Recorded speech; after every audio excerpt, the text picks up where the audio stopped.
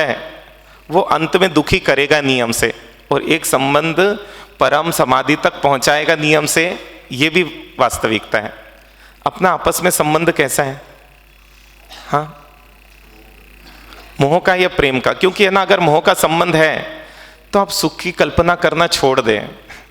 सही बता रहा हूं, क्योंकि आधार के ऊपर ही सब कुछ डिपेंड करता है। और इसलिए अपन देखते हैं जहां मोह का संबंध है वहां सुख की चर्चा ज्यादा होती है, सुख की चिंता ज्यादा होती है, और जहां प्रेम का संबंध है वहां हित की चर्चा और हित की चिंता ज्यादा होती है। हम भी अपनों का सुख जितना सोचते हैं क्या हित सोचते हैं क्या? क्योंकि बहुत आश्चर्य होता है जब एक पिता क्या बोलता है कि महाराज साहब मैंने तो जीवन में है ना बहुत बुरी परिस्थितियां देखी, बहुत परेशानियां झेली, लेकिन मैं अपने बच्चे को वो सब खुशियां देना चाहता हूं जो है ना मैंने जीवन में नहीं पाई। और मुझे लगता है कि ये पिता जो है ना ये शायद किसी जन्म का बदला अपने बच्चे से ले रहा है, क्योंकि वो उसको वो खुशियां देकर इतना पंगु बना देगा कि वो किसी लायक नहीं रहेगा ना। और आज हो यही रहा है ना कि जितनी उनको नहीं देनी चाहिए थी उतनी दे डाली उस मोह के चक्कर में, जिसके कारण से वो इतने जल्दी नेगेटिव हो जाता है और इतनी छोटी छोटी बातों में नेगेटिव हो जाता है कि पूछो मत। इसलिए पहले आप देख लो आपका आपस में संबंध तो प्रॉपर है ना, आप दोनों एक दूसरे की बात काटते तो नहीं हो? अगर काटते हो तो मोह का संबंध है, क्योंकि प्रेम में तो एक दूसरे की बात को स्वीकार करना होता है ना। क्योंकि एक चीज़ है, गलती सबसे होती है। सोचिए ना, राम जी ने सीता जी को बिना गलती के जंगल में छोड़ दिया, फिर भी एक शिकायत नहीं है, क्योंकि प्रेम में शिकायतें नहीं होती हैं और मोह में शिकायतों का पार नहीं होता है। अपने को क्या ऐसा कोई परिवार का सदस्य बचा जिससे शिकायतें नहीं है? हाँ, और हम देख रहे हैं कि सीता जी को राम जी के प्रति कोई शिकायत नहीं। अच्छा, उस समय भी हित की चिंता कि सीता जी बोलते हैं वो जो छोड़ने आया था व्यक्ति उनको कि आप लोगों की बातों में आकर मुझे छोड़ दिया, कोई दिक्कत नहीं, लेकिन लोगों की बातों में आके धर्म को कभी मत छोड़ना, है ना। ये हित की चिंता सीता जी जंगल में रहते हुए भी कर रही है। कारण क्या है? संबंधी उस लेवल पर जुड़े हुए थे कि मुझे क्या करना है, अपनों का हित चाहना है। और इसलिए कैसे संबंध है ये निर्णय करते जाएं कि हम एक दूसरे का सम्मान करते हैं कि एक दूसरे का तिरस्कार करते हैं, क्योंकि प्रेम सम्मान करता है और मोह तिरस्कार करता है। हमारा कैसा है संबंध? हमारी माने जब तक सम्मान और हमारी नहीं माने तो तिरस्कार। यदि ये है तो सोचिए ना कैसे जो नया निर्माण है, नई रचना है, सुंदर बन पाएगी। बहुत मुश्किल है बन पाना। फिर हमारे नज़र में दूसरों की खुशियाँ मुख्य है। आपको लग रहा है कि दूसरों की खुशियाँ मुख्य है, लेकिन आप देखो कि यदि आप प्रेम करते हो तो प्रेम का आधार त्याग है और मोह जल्दी त्याग करने राजी नहीं होता है। और हम भी देखें कि हम क्या त्याग करने राजी है, क्योंकि जब हम मिलते हैं आप लोगों से, आप जितनी चिंता जगाते हो लेकिन आप करने कुछ राजी नहीं होते, यही हमको दिखाई देता है। एक सत्य घटना, चातुर्मास था एक जगह पर, एक श्रावक श्राविका पूर्व परिचित भी थे और उनकी छोटी तीसरी क्लास में बच्ची, उसकी थर्ड में, और आए दर्शन वंदन किया और बोले महाराज साहब इसके पापा को समझाइए ना। बोले क्यों, क्या हुआ? बोले थर्ड क्लास में है और महाराज साहब इसको मोबाइल दे दिया पापा ने। मैं बोला, उनके पापा की तरफ देखा, मैं उनसे पूछा आपको लग रहा है ना कि आपने सही किया है? बोले महाराज साहब क्या करूं मैं, मतलब दोनों है ना, शाम में मैं पहुंचता हूं ना तो माँ बेटी कुत्ते बिल्ली जैसे मोबाइल के लिए झगड़ती है। ये उनके शब्द थे। और मेरे को सामने चिक चिक नहीं चाहिए। वो मम्मी की शिकायत करती है कि दिन भर ये मोबाइल चला रही थी, और मम्मी किसकी शिकायत करती है? बच्ची की करती है, दिन भर मम्मी चला रही थी। और इसलिए मेरे को ये झंझट नहीं चाहिए थी महाराज साहब, इसलिए मैं बोला तू भी एक रख, तू भी एक रख, लेकिन झंझट मत करो। बात वहीं पर हुई और इतने में है ना वो बच्ची, माँ बोलती है महाराज साहब इसको मोबाइल की इतनी आदत लग गई है कि बस आता है तब तक इसके हाथ में मोबाइल रहता है, और जैसी बस आती है ये चार्जिंग में लगाती है और निकल जाती है। और आते ही सबसे पहले कपड़े चेंज करने के पहले क्या करती है, चार्जिंग निकालती है और मोबाइल हाथ में लेती है। महाराज साहब सीधा मैं बोलती हूँ सोती है और स्कूल में रहती है तभी इसका मोबाइल छूटता होगा, बाकी दिन भर मोबाइल है। महाराज साहब एक निवेदन है। बोला क्या? इसको 1 हफ्ते के मोबाइल के 5 कान दिला दो।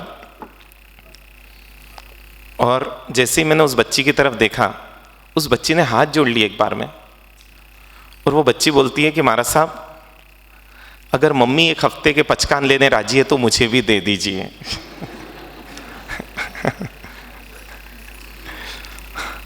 मतलब उसने ऐसा टास्क सामने डाला, मम्मी एकदम चिल्लाती नहीं, मुझे लगा बच्चा कौन है। हाँ, मतलब 35-40 साल के हो गए, अभी भी है ना, बचपना नहीं गया, वहीं चिल्लाया उन्होंने। मैंने उस बच्ची को बोला मंदिर दर्शन करके आ जा। मंदिर दर्शन किया क्या? नहीं किया, क्योंकि हम बैठे थे तो सीधा इधर आ गए थे। बोला जा दर्शन करके आ। मैंने उनके माँ को बोला, और सत्य घटना बता रहा हूँ ना, कि ना 1 हफ्ते की बात है, आप थोड़ी अपनी इज्जत रख लो, क्योंकि उसने शर्त रख दी है, और शर्त रखी है तो आप इतनी सी शर्त 1 हफ्ते में क्या बिगड़ जाएगा? नहीं हमारा सब बहुत मुश्किल है। मैं बोला 1 हफ्ता देखते देखते निकल जाएगा। समझिए आपकी बच्ची को पूरा कॉन्फिडेंस है कि मैं तो छोड़ सकती हूँ लेकिन मेरी माँ नहीं छोड़ सकती, थोड़ा सा आप इज्जत रख लो। 15 मिनट वो दर्शन करके आई, और लेकिन माँ नहीं मानी, है ना, ये सच्चाई है। तो मैंने उनको बोल दिया जब आप लेने राजी नहीं हो तो मैं उस बच्ची को भी पचकान नहीं दे सकता, क्योंकि जहां माता पिता राजी नहीं है वहां कैसे उस पर वो एक छोटा बच्चा कैसे अपने पे कंट्रोल करेगा जब बड़ों बड़ों का कंट्रोल अपने में नहीं है तो। और इसलिए मैंने उस बच्ची को सिर्फ समझाया, देखो बेटा मम्मी तो बड़े हैं, है ना, उनको काम भी रहता है, अब क्या समझाए, क्योंकि क्या समझाते हो मन तो नहीं मान रहा था, लेकिन करे क्या, समझाना जरूरी था। थोड़ा सा समझाया, मैं बोला पचकान नहीं दूंगा लेकिन देखना हो सके तो कोशिश करना ना। और उसके बाद 4 साल बाद वो 7th में चली गई थी, उस बच्ची से मिले, और उसके पापा ने बताया कि 4 साल से उसने मोबाइल यूज़ नहीं किया है। उस दिन के बाद जो उसने मोबाइल रखा है, सिर्फ दोस्त को कॉल करना है तभी उठाती है, देखती है कार्यक्रम टीवी में देखती है, हर साल फर्स्ट आती है, लेकिन उस दिन के बाद उसने मोबाइल, आज 4 साल हो गए, उसने उपयोग नहीं किया है। तो मुझे वही लगा कि बच्चे में इतने गट्स हैं, इतने अच्छे बच्चे मिले, लेकिन उनको तराशने वाली जौहरी गड़बड़ आ गए, तो हीरे की कीमत 2 कौड़ी की हो जाती है। अगर जौहरी थोड़ी सी गलती कर दे ना और एक लकीर गलत खींच दे तो बोलते उससे आधे से कम उस हीरे की कीमत हो जाती है, और यही भूल अपने से हो रही है। इसलिए मैं ये पूछना चाह रहा हूं, आप अपनों के लिए कितना सुधरने राजी हो और कितना त्याग करने राजी हो, क्योंकि उसी आधार पर सब चीजें होगी फाइनल। इसलिए कल छोटी सी शर्त रखी थी आपके सामने कि जब भी अपना कोई दुखी हो उसके पास में बैठो, बहुत छोटी शर्त थी, लेकिन उसमें भी मैं देखा कई लोग हाथ नहीं जोड़ पाए। तो महाराज साहब ने बोला, महाराज साहब आप किसी को भी 4 दिन पचकान नहीं दोगे, है ना, क्योंकि मैं देख रहा था कि व्यक्ति इतना डरा हुआ है, और बोले आपके इसके डर से कोई पब्लिक गायब नहीं हो जाए, ये लोग और हित करना नहीं छोड़ दे। आप 4 दिन में, बोला नहीं ठीक है मैं पचकान लेता हूँ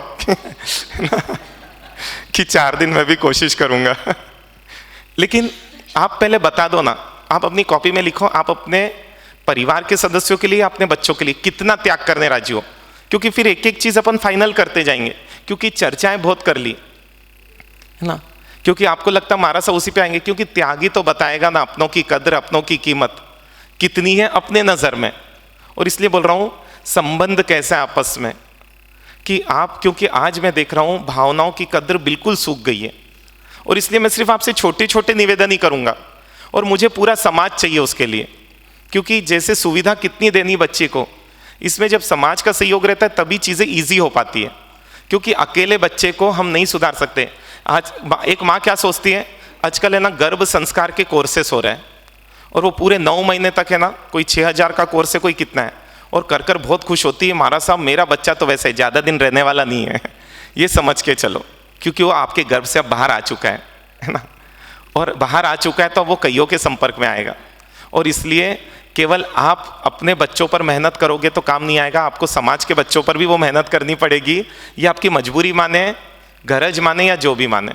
और इसलिए कल अपन ने चर्चा की थी, पहले उसको करते हैं फिर आगे बढ़ते हैं, कि कब कब अपने को समय देना।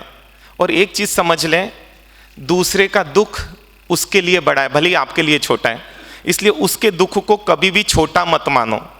वो हो सकता है अपने दोस्त से झगड़ के आए, उसके लिए बड़ा दुख है ना, आपके लिए छोटी सी बात है, उसके लिए हो सकता है एग्जाम में नंबर कम बहुत बड़ी बात है, उसके लिए हो सकता है गली का क्रिकेट मैच भी हार जाना बहुत बड़ी बात है।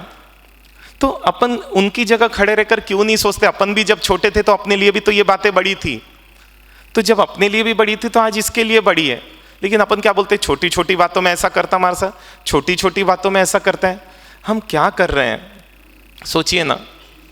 तो इतनी तो कोशिश करें अपन, छोटे छोटी चीजें। एक तो है ना, अपने बच्चों की गलती उस बच्चे के सामने नहीं बोले। आप हमारे सामने आके मारा सा इसको पचकान दो, ये मोबाइल बहुत देखता है, इसको पचकान दो, ये मेरी बात नहीं मानता है। आप सोचो ना, उसकी इमेज आप बिगाड़ कर, अब वो सोचता है महाराज की नज़र में इमेज तो बिगाड़ दी, अब क्या करूं। और हमने ऐसा भी देखा है, इमेज को संभाल कर हमने उससे बहुत काम करवा लिया, क्योंकि तारीफ कर दी थोड़ी सी, और तारीफ झूठी भी अच्छी लगती है तो हम तो खैर सच्चीज करते हैं थोड़ी, है ना ये मान के चले। तो छोटी छोटी बातों पर ही अपन करें, इसलिए उसका दुख जो भी है वो बड़ा दुख है, ये आपको मानना ही है। और आप उसको बड़ा मानकर ही उसको ट्रीट करो कि दुख बड़ा है उसके लिए, और उसको सॉल्यूशन पर धीरे धीरे लेकर जाओ, पहली चीज। और इसलिए संबंध जब प्रेम का होगा, क्योंकि प्रेम का संबंध सुनने राजी होगा, मोह का संबंध सुनना पसंद नहीं करता है, और इसलिए बोलते वही तुम घिसा पीटा बोलोगे। अब वो श्राविका जी बोलते, महाराज साहब बोलते मायके में नहीं बताना है ना, सहेलियों को नहीं बताना। बोले मैं निकालू कहां पर, और पति बोलते मुझे बोल मत। निकाले कहां पर अंदर से अपनी भड़ास, और निकालेगा नहीं तो रिलैक्स कैसे महसूस करेगा। उसको दूसरा तरीका नहीं आता है, उसको यही तरीका आता है, कैसे करेगा वो, आप बताइए ना। आप उसको मत कर तो बोलते, लेकिन क्या कर ये बताते ही नहीं। आप सॉल्यूशन दो ना। अगर आपको नहीं बोले, मायके में नहीं बोले, सहेलियों को नहीं बोले, तो निकाले कैसे, करे कैसे। सॉल्यूशन कोई नहीं देता है तो कैसे वो अंदर भरते जाता है। फिर क्या होता है, विरोध बढ़ते जाता है, और धीरे धीरे वो विरोध इस